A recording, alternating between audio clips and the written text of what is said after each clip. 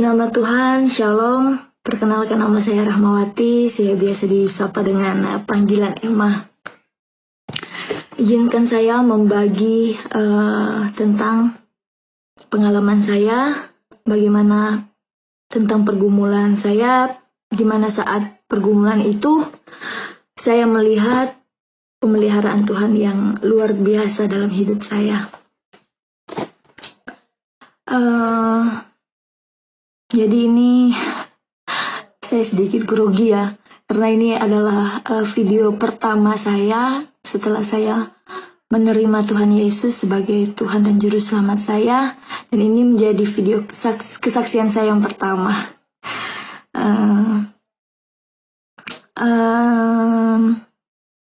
Izinkan saya sebelum lanjut jauh ke depan, saya mau membagikan singkat tentang latar belakang saya. Saya berasal dari latar belakang saya itu dulu saya seorang Muslim, dan hanya baru saya sendiri saja yang menerima Tuhan Yesus sebagai Tuhan dan Juru Selamat saya secara pribadi. Saya dibaptis bulan Januari tanggal 26 2020. Belum 2 tahun, dan saya sangat bersuka cita sekali karena bulan ini saya merayakan Natal kedua saat saya lahir baru. Saya sungguh bersuka cita sekali. Jadi pengalaman saya di sini, saya hanya mau membagikan pengalaman bagaimana Tuhan menolong saya dalam setiap pergumulan saya. Mungkin nanti saya akan buat video bagaimana perjumpaan saya secara pribadi saat sebelum saya menerima Tuhan Yesus sebagai Tuhan dan Juru Selamat saya. Jadi kita hidup ini tidak jauh daripada problem. Jadi tidak ada manusia di dunia ini yang tidak punya masalah. Semuanya punya masalah. Orang mati aja punya masalah. Masalahnya nanti di akhirat, ya kan? Hidup kekal di surga apa di neraka begitu. Jadi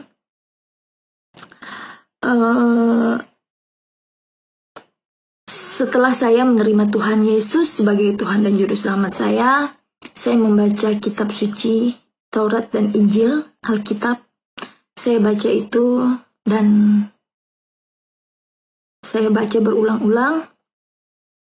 Banyak pengalaman, banyak pengetahuan, banyak pengajaran yang tidak saya dapatkan di dalam dunia ini.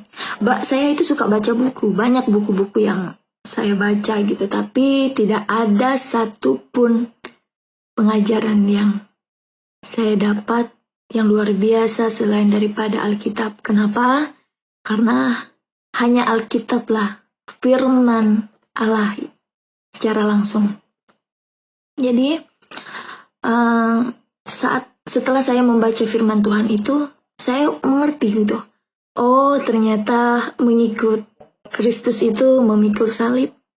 Mengikut Yesus itu tidak mudah. Mengikut Yesus itu menyangkal diri, memikul salib. Akan banyak, saya setelah membaca firman itu, saya mengerti, oh iya. Ya Tuhan Yesus, siapkan saya untuk setiap pergumulan yang saya hadapi. Saya mau hadapi itu semua bersama Tuhan.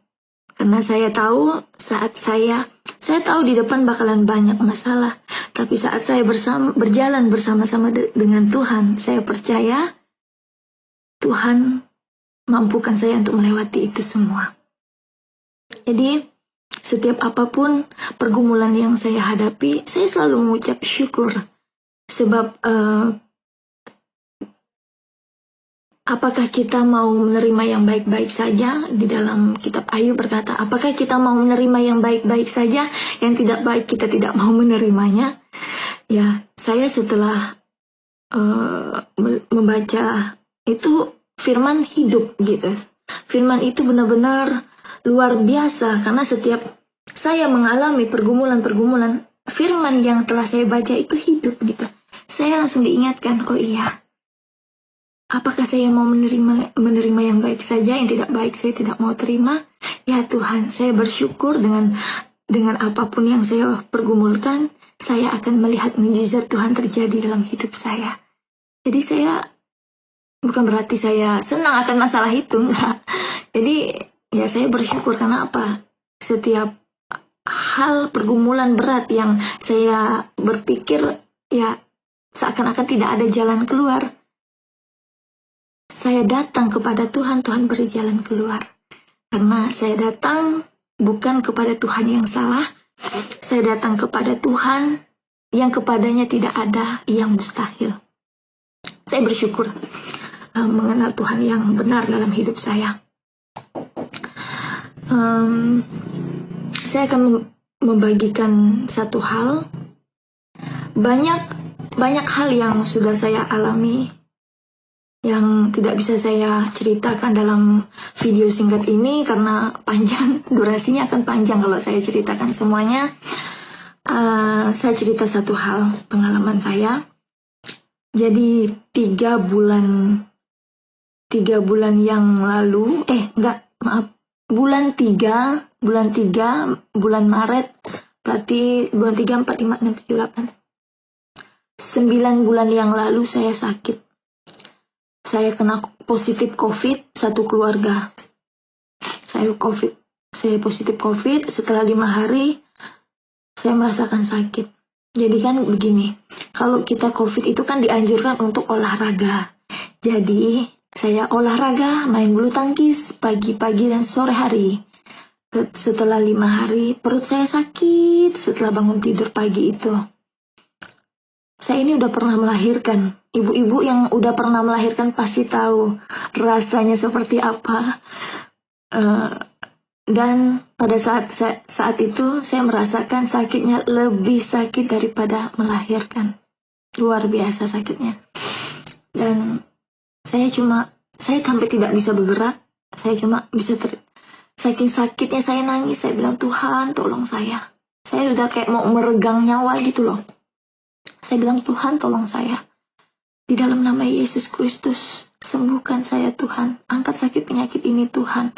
Jangan biarkan sakit penyakit ini menyiksa saya. Angsur-angsur sakit itu sudah mulai. Yang saya rasakan sakit itu sudah mulai berkurang. Dan setelah berkurang, ada yang menolong saya di rumah dan mengurut perut saya. Kalau bahasa di tempat tinggal saya saat ini tuh dikatakan diangkel. Jadi hari-hari apa itu ya namanya, peranakan itu diangkat ke atas gitu, diurut perut saya, dipiles-piles tuh. Saya nggak tahu posisi sakit saya itu apa gitu.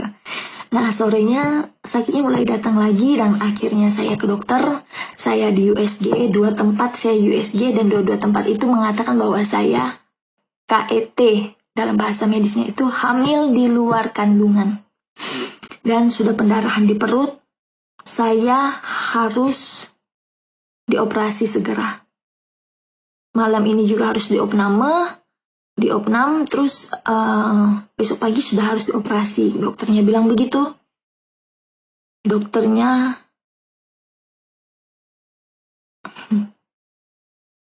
gak ada yang mau operasi saya pada saat itu. Saya bergumul sekali, saya sedih. Kenapa? Antara dokter ke dokter ini membuat saya dilema. Kenapa? Dokter di mana tempat saya USG berkata, ibu harus segera dioperasi. Sedangkan saya menanyakan dokter-dokter untuk menangani saya untuk dioperasi. Tidak ada yang sanggup untuk operasi saya pada saat itu. Saya sedih begini. Kalau saya tidak segera dioperasi, dokternya bilang saya bisa lewat. Oh, saya pikir itu cukup mengerikan saya dengarnya gitu. Jadi ya, saya pada saat itu mulai stres dengan kata-kata dan situasi yang saya hadapi. Saya mulai tegang dan sakit itu datang lagi. Dan saya mulai susah bernafas. Istilah kalau baterai itu tinggal 1 balok gitu loh. Dan bahasa di tempat tinggal saya itu bedesing namanya di telinga itu. Dan itu kuat sekali. Saya berpikir ngomong sama Tuhan. Tuhan, saya bilang, apakah ini waktunya saya Tuhan? Apakah seperti ini rasanya mau mati? Saya bilang gitu. Tapi saya tidak takut Tuhan. Walaupun saya mati, saya tidak takut sebab Engkau menyambut saya di surga. Kalaupun Engkau masih memberikan saya kesempatan Tuhan, masih ada keluargaku yang belum Engkau selamatkan, masih banyak saudara-saudaraku yang belum menerima Engkau sebagai Tuhan dan Juru Selamat. Pakai aku Tuhan, saya bilang begitu. Berikan pertolongan Tuhan. Saya bawa dalam doa. Kau lihat Tuhan, saya bilang, tidak ada dokter yang mau operasi saya Tuhan. Malah setiap dokter berkata, selesaikan dulu COVID-nya harus negatif dulu, baru bisa dioperasi. Bayangin saudara, saya posisi pada saat itu baru 5 hari setelah dinyatakan positif COVID. Sedangkan untuk membutuhkan waktu untuk negatif itu bisa 2 minggu, 14 hari. Sedangkan saya tidak bisa nunggu selama itu. Saya besoknya juga harus segera dioperasi karena sudah pendarahan di perut. Lalu saya berdoa, saya bilang, Tuhan tolong berikan jalan keluar. Kalau memang seandainya saya masih Engkau mau selamatkan, buka jalan Tuhan. Engkau gerakkan hati dokter, satu dokter aja Tuhan yang mau menerima saya untuk dioperasi, menangani saya untuk dioperasi. Setelah saya berdoa, tiba-tiba langsung masuk telepon.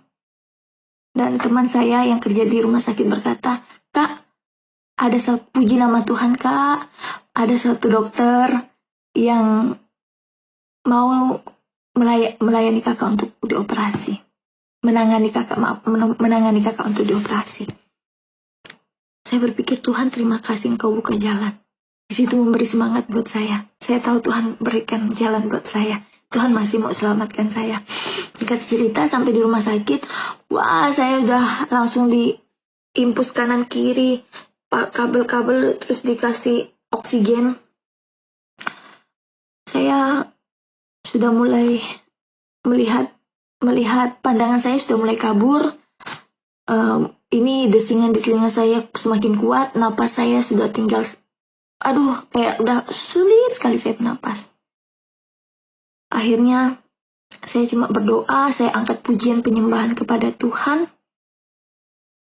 Dan saat pujian penyembahan saya itu tiba-tiba seperti ada kekuatan yang masuk di dalam kepala saya, masuk dari kepala sampai ke tubuh saya. Yang memberikan kekuatan bagi tubuh saya. Tiba-tiba nafas saya normal kembali. Tubuh saya itu terasa sehat kembali begitu. Dan saya merasakan desing-desing itu nggak ada lagi, pemandangan saya sudah normal kembali. Dan itu mujizat yang luar biasa saya rasakan dalam hidup saya. Saya pada saat itu sudah mau dimasukkan ruang ICU, saudara. Dan saya setelah merasakan tubuh saya ada kekuatan yang Tuhan berikan, saya minta lepaskan oksigen saya, dan saya bilang, stop, coba cek saya sudah merasa sehat, saya bilang. Saya sudah merasa sehat, saya bilang. Tuhan sudah sehatkan saya bilang gitu. Tiba-tiba saya dicek semuanya normal, dan saya dipindahkan di ruangan yang saya ambil, ruangan normal. Nah, setelah itu saya dijadwalkan besok paginya dioperasi oleh dokter yang menangani saya. Dan saya mengambil, karena saya COVID juga posisinya, tidak boleh ada yang menunggu. Cuman saya mengambil perawat-perawat saja untuk menunggu saya. Nah, jadi perawat itu dari sepanjang malam sampai besok pagi untuk menunggu operasi itu, perawat itu selalu berkomunikasi ternyata sama dokternya. Nah, setelah besok pagi, saya yang sudah puasa, tiba-tiba dokternya bilang begini, datang ibu, karena setelah melihat kondisi ibu itu nggak ada merasakan sakit. Jadi kami harus mengambil tindakan lagi untuk memastikan apakah benar ibu ini hamil di luar kandungan. Kami harus melakukan tindakan 1 kali lagi, namanya itu 12 fungsi. Wah, pakai alat, saudara. Aduh, saya nggak mau jelasannya, itu cukup sakit, saudara. Jadi saya bilang, kenapa harus mengambil tindakan ini? Nah, kebetulan yang perawatnya itu teman saya, dia bilang, begini Kak, kan kakak kan dari masuk ke ruangan ini, ke ruangan kamar kakak ini, sampai mau dioperasi, itu nggak ada rasa sakit. Itu mustahil, Kak. Karena yang namanya orang hamil di luar kandungan, apalagi kakak sedang COVID, itu bisa fatal. Itu rata-rata bisa masuk ICU. Dan pasti rasa sakitnya itu nggak akan bisa hilang sampai dia selesai operasi. Wow, saya berpikir, ya, saya bersyukur akan itu. Karena saya tahu Tuhan yang menopang semua sakit penyakit saya. Jadi sepanjang malam itu saya sulit tidur. Saya cuma bisa berdoa, baca firman Tuhan. Dan itulah yang saya lakukan. Sampai setelah kembali lagi tadi, setelah saya ambil tindakan terakhir itu, ternyata hasilnya memang saya dinyatakan positif KET, hamil di luar kandungan. Dan sorenya saya dijadwalkan lagi untuk dioperasi. Itu pergumulan juga karena saya dikatakan, kakak harus tenang ya, kakak harus stabil, nggak boleh stres karena nanti bisa pendarahan ini, katanya bisa pendarahan banyak. Saya bilang, saya cuma bawa dalam doa saja, Tuhan kuatkan saya, mampukan saya untuk saya dapat menunggu operasi ini dengan keadaan baik, keadaan normal. Saya bilang begitu. Saya cuma kekuatan saya pada saat itu cuma Tuhan aja. Kalau saya pakai kekuatan saya sendiri, aduh, nggak mampu saya. Terus setelah singkat cerita, setelah saya dioperasi, nah kok dioperasi itu kan gini,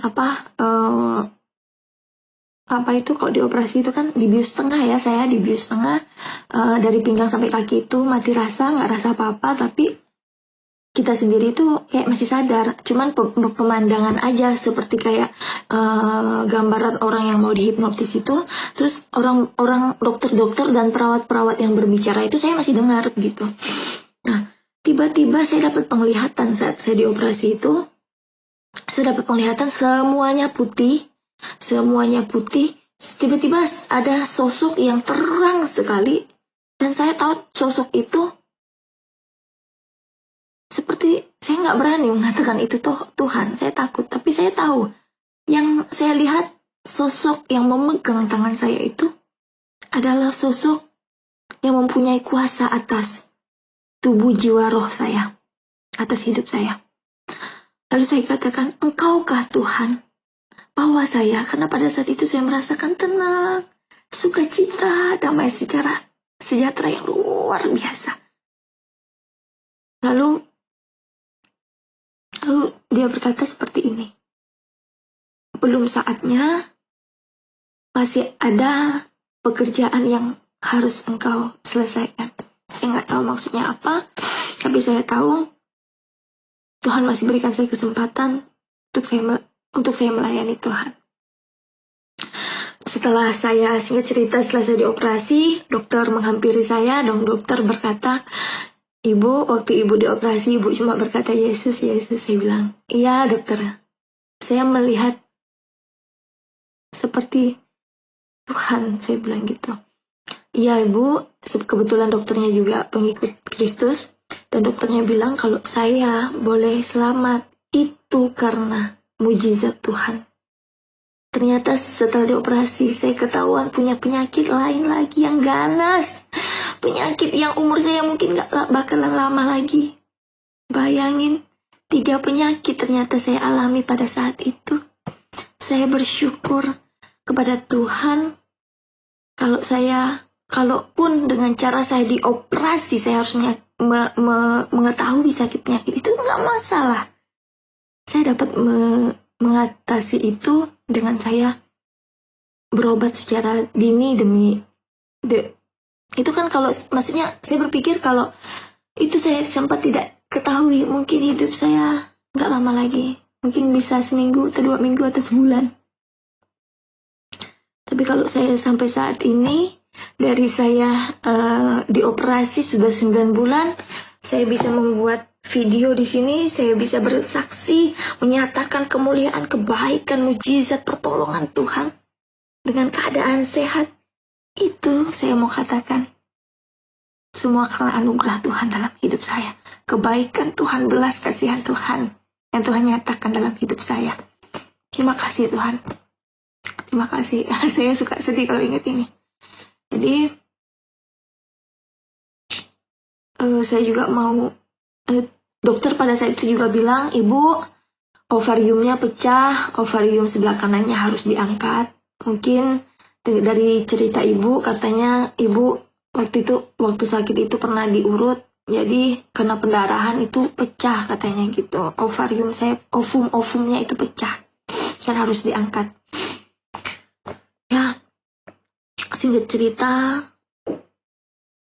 beberapa hari setelah saya banyak intimidasi iblis yang roh-roh jahat itu mengintimidasi saya. Cuman memakai firman Allah saja saya dapat kuat untuk melawan tipu muslihat iblis yang ingin membuat saya lemah, sedih, nangis. Saya sempat merasakan itu 2 hari. Saya nangis, sedih, kacau, pikiran saya mau mati aja. Jadi saya bersyukur setelah saya membaca firman Tuhan lagi, saya dikuatkan. Saya berdoa, saya dikuatkan sama Tuhan. Dan puji Tuhan, sekarang saya tidak pernah lagi memikirkan sakit penyakit itu, karena saya tahu saya sudah disembuhkan sama Tuhan. Terpujilah nama Tuhan Yesus. Dan pertolongan Tuhan yang luar biasa lagi, waktu saya dioperasi, kami sedang dalam kondisi tidak punya uang cukup, karena pekerjaan kami yang lain belum jalan karena masalah COVID, PPKM pada saat itu, pekerjaan semua terhenti. Saya nggak punya uang untuk operasi.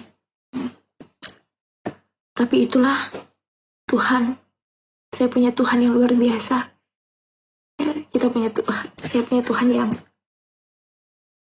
kepadanya tidak ada yang mustahil. Kami diberikan jalan keluar, sehingga dari biaya semuanya Tuhan sediakan. Tuhan berikan pertolongan dari timur, barat, selatan, utara, dari penjuru bumi Tuhan berikan. Jadi sebelum setelah saya menerima Tuhan Yesus sebagai Tuhan dan Juru Selamat saya membaca firman-Nya di dalam Alkitab. Saya baca itu berulang-ulang. Saya baca dari awal sampai akhir, saya ulang lagi. Dan di situ menguatkan saya. Jadi setiap apapun yang saya alami, saya tahu Tuhan akan menolong saya. Dari kejadian itu Tuhan menguatkan saya. Tuhan terus proses saya, Tuhan terus bentuk saya. Karena memang saya mau dibentuk sama Tuhan. Untuk menjadi pribadi yang lebih baik lagi. Kita hidup di dunia ini, semuanya punya masalah. Satu hal yang mau saya bagikan. Firman Tuhan itu hidup. Setelah saya membaca firman Tuhan itu hidup. Ternyata dalam hidup ini, Tuhan itu mau kita itu satu. Tuhan itu mau kita itu cuma percaya. Satu aja, Tuhan mau kita percaya aja. Jadi saat kita berdoa,